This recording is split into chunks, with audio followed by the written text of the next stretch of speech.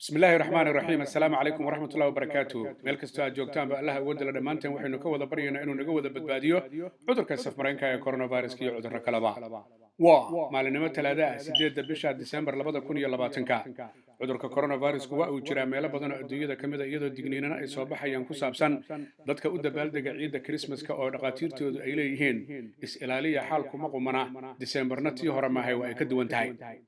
America waddanka lagu magacaabo markaynu ku bilowno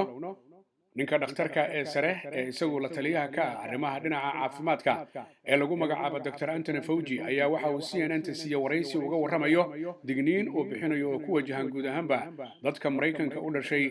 ee ciidda Christmaska doonaya inay dabaaldegaan inay islaaliyaan maadaama Christmaskan aanu la mid ahayn kuwii hore ee lana doonaa Dr. Anthony Fauci waxa uu sheegay talabadaasi inay tahay mid muhiim ah oo dadka dhagaha ay u furaan si looga badbaado dhibaatooyinka iyo aafooyinka cudurka coronaviruska maadaama America ay noqotay waddanka koowaad ee ugu dhimasho badan uguna soo ridashada badan cudurka coronaviruska Dr. Anthony Fauci waxa uu sheegay in dhaqaatiirta caafimaadka iyo saynisyahanada hadalladii ay soo jeediyeen ciiddii Thanksgiving-ka ka hor ee November 26-keedii aan dhig jalaq loo siin oo la safray oo gawaari iyo dayuurado la raacay laakiin markii la soo laabtay dhibaato badan la mutay taasoo weli lala tacaalayay ilaa iminka waxa uu yidhi yaan dhagaha loo furaysan sidii kal hore ee dadku ha feejignaadaan oo hay is-ilaaliyaan iyagoo dhinaca kalena dabaaldegaya Christmaska Dr. Anthony Fauci waxa uu sheegay in dayacaad badan ay ka dhacday waddanka Mareykanka marka laga hadlayo cudurka coronaviruska laakiin loo baahan yahay mar walba in la isdaba qabto oo la dadaalo waxa kale oo isaguna maalinimadii axadii hadlay ninka madaxda ka ahaan jiray hay'adda Mareykanka ugu qaabilsan xagga cunooyinka iyo daawooyinka oo ninkaas lagu magacaabo Scott Kadliyev waxa uu yidhi haddii xaalka maanta aan qumanayn ee Mareykanka guud ahaanba goboladiisa ka muuqda sidan uu sii ahaado bisha January oo ah 2021 inay dhici karto tirada dhimashada ama geerida Amerikaanka ee cudurka coronavirus inay kor u dhaafto 400,000 oo ruux waxa kale oo axadii iyaduna hadashay haweeneyda dhakhtarada ee lagu magacaabo Deborah Birx oo ka tirsan guddiga dhinaca coronaviruska aqalka cad waxay eedayn dusha uga tuurtay madaxweynaha laga itaal roonaaday Donald J. Trump oo ay ku tilmaantay inaanu raacin habraacii la rabay ee dalka inuu ku hogaamiyo marka laga hadlayo cudurka coronaviruska oo dayacaad xoog leh ay dhacday oo ka timid aqalka cad taasina ay keentay dhibka maanta ka muuqda America inuu yahay mid aanay hore u soo marin taariikh ahaan marka la fiiriyo arrimahan ay ka dhawaajinayaan maamulayaasha caafimaadka iyo weliba dadka kale ee Mareykanku waxa ay salka ku hayaan dhibaatooyinka la arkayo maalinba maalinta ka dambaysa iyadoo iminka maalmihii ugu dambeeyay tan iyo bishii November la arkayay tiro ka badan 200,000 oo ruux oo cudurku uu soo ridinayay iyo tiro ku dhow ilaa 2,500 ilaa 3,000 oo dhimasho maalin walba gobolka California oo ah gobolka ugu bulshada badan ama ugu dadka badan Mareykanka ayaa waxa ku dhaqan ilaa iyo 40 milyan dadka badan waxaana la sheegay xaalkiisu inaanu wanaagsanayn iyadoo maamulayaashu ay guud ahaanba reer California u soo jeediyeen inay guryaha baaqi ku ahaadaan oo dibadda aanay u bixinin arrintaasi waxa ay saameynaysaa xanibaadda cusub ee California ilaa iyo waa boqolkiiba 85 dadka 40 milyan ee ku dhaqan gobolka California arrimahaas ayaa waxaa ka hadlay Anthony Fauci waxaana uu yiri reer California ma laha fursad kale haddii aanay samaynin oo kaliya inay guryaha ku xasilaan oo ay cudurkan ka fogaadaan tan iyo inta talaalkiisa la bilaabayo Dr. Anthony Fauci iyo dhaqaatiirta kale waxa ay ka dhawaajiyeen inay u muuqan karayso in 10ka bisha marka loo fadhiisto codsiga Moderna ee guddiga dhinaca cunooyinka iyo daawooyinka ee Mareykanku ay markaa dhici karto in la ogolaado 17kana Pfizer iyo BioNTech la ogolaado kadibna si degdeg ah maalmo kadib lagu bilaabo guud ahaanba talaalka gobolada waddanka Mareykanka si dhibaatadan markaa wax looga qabto dhinaca kale talaadada maanta ah ayaa waxa aqalka cad ee martigelinaya kulan weyne ay ka qayb galayaan marka la fiiriyo gudoomiyaasha gobolada maamulayaasha dhinaca farmashiyaasha iyo weliba qaybaha kale oo ujeedku uu yahay in laga hadlayo arrimaha ku saabsan qaabka iyo sida loo qaadayo talaalada oo loo geenayo meelo kala duwan iyadoo qoliyaha wax daabula ama wax qaada laftooduna shirka ay ka qayb gali doonaan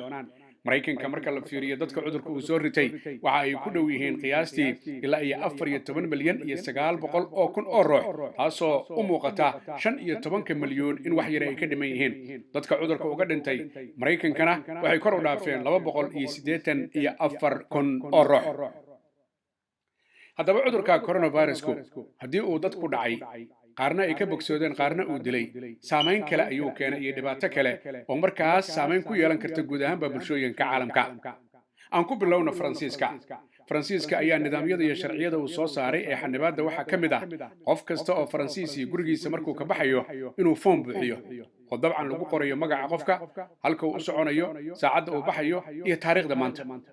haweeney haddaba 73 jir ah oo iyadu faransiisa oo qabta cudurka ilowshaha ayaa foomkii buuxsatay markay gurigeeda ka baxaysay kadibna taariikhda ayay qaladay markay gurigeedii ilaa iyo half mile waxa loo yaqaano ama 800 oo mitir ay ka sii socotay ayaa booliisku joojiyeen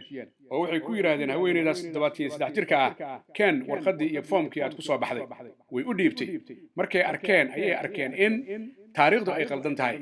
way weydiiyeen islaantii oo waxay ku tiri waan qaldami karaa hadda ogow waxa ay qabtaa cudurka ilowshaha laakiin waxa la ganaaxay 135 euro kadibna gabadheeda ayaa abiil ka qaadatay ama rafcaan oo maxkamaddii markii la tegey waaba la sii kordhiyo waxa laga dhigay 166 euro arrintaas ayaa waxa ka war helay xafiiska duqa magaalada ay haweeneydu deganeed duqa magaaladuna waxa uu soo jeediyey in ganaaxaas laga laabto maadaama haweeneydaas 73 jirka ah ay qabto cudurka ilowshaha oo muddo 5 sanaaba si aada arrimaheeda looga warqabay laakiin booliisku arrintaas dheg jalaq uma siin arrintu marka waxa ay taagan tahay xaalad qira iyadoo haweeneydii oo ah 73 jir isla markaasina ah qof iyadu ilowsho qabta lagu ganaaxay taariikhdii ayaad qaladay taasi dhinaca kale waxa ay muujinaysaa siday u xoojinayaan qolyaha Faransiisku arrimaha ku saabsan xanibaadda la xiriirta cudurka coronaviruska dhinaca kale waddanka Hindiya ayaa aroos ka dhici lahaa nin iyo naag amaba haweeney iyo nin oday oo iscalmaday oo isjeclaaday ayaa arooskii oo soo dhow maalintiisii gabadhii cudurka coronaviruska uu ku dhacay taasina waxa ay keentay in ninkii iyo gabadhu ay isla go'aansadaan inaan la baajin iyadoo cudurka coronaviruska qabtana arooska la dhigo haddaba maxay sameeyeen qalabka difaaca ee korka la gashado ama lagu labisto oo ilaa madax iyo majo markaas qofku uu gashanayo ayay gashteen arooskii aroosadii dadkii martida ahaa iyaga laftooda dhammaantoodna waa loo labisay sidaas ayaa arooskii ku dhacay taasoo markaa macnaheedu uu noqonayo dadka isjecel qaarkood inay sugi waayeen in cudurka coronavirus uu qof kamid ka baxo laakiin ay yiraahdeen anagoo cudurka qabna ayaan guurka la gali doonaa arrintaas waxa ay keentay dhinaca kale dad badan oo guryahooda joogo lagu xanibay iska soo horjeedkii waa kuwo isqabo caruur dhalay meel kastoo dunida ay ka joogaan qaarkoodna in muranno xoog leh ay dhex mareen oo iyaguna ay kala tageen kadib markii muddo la soo fadhiyo oo la iska soo horjeeda haddaan dibadda loo baxaynin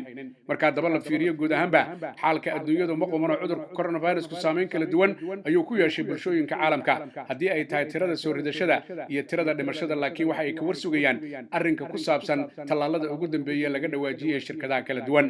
maanta oo talaada ayaa UK laga bilaabay talaaladii ka yimid Pfizer iyo BioNTech laga soo daabulay dhinaca Belgiumka iyadoo Mareykankana la filayo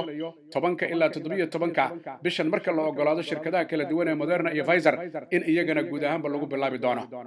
wixii kale ee soo kordha iyo arrimuhu waxa ay yihiin mid aanay ogeyn laakiin dadku rajo ayay muujinayaan mar haddii muddo sanada culays xoog leh oo ku saabsan dhinaca cudurka coronavirus-ku uu saameyn xoog leh ku yeeshay marka haddaba aynu fiirino fariintan iyada ee maalinlaha ah ee cudurka coronaviruska waxaa fududeeya sharikadda dhinaca qaadista alaabooyinka xagga UK laga qaadayo lana keenayo xagga Soomaaliyana guud ahaanba la geynayo lagana keenayo waa sharikadda lagu magacaabo Parcel Host oo fadhigeedu yahay UK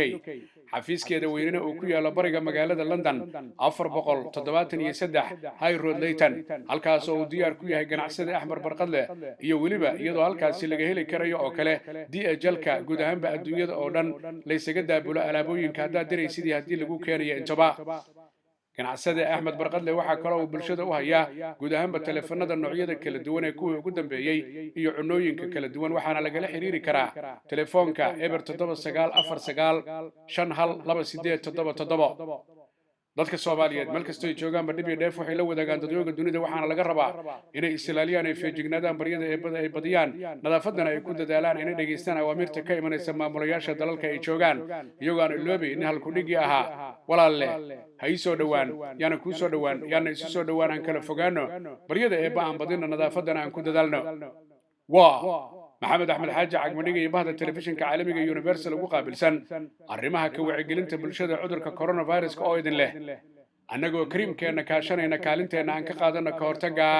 coronavirus ma sha Allah